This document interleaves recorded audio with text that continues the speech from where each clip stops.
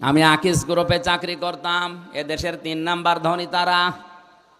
আমি যতদিন ছিলাম আমার ওই মালিককে আমি মাঝে মাঝে বলতাম, আপনাকে আল্লাহ বহু টাকা দিয়েছে, কত টাকা আছে আপনি নিজেও জানেন না। কাজ করেন, এই টাকাগুলো দিয়ে আখেরাতের ঘর তৈরি করেন, কাজে লাগবে। আর ওনারা ভালো ভালো অনেক কাজে ব্যয়ও করতো। 3 নাম্বারে আল্লাহ জিজ্ঞাসা করবেন, যতটুকু মাল উপার্জন করেছিলে কোন কোন রাস্তা দিয়ে, ওই রাস্তা বলো।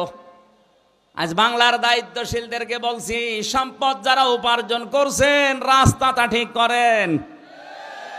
বৈধ পথে ইনকাম করে রংপুর শহরে কেউ 15 তলা 20 তলা বিল্ডিং বানানো কিয়ামতের আগে সম্ভব না।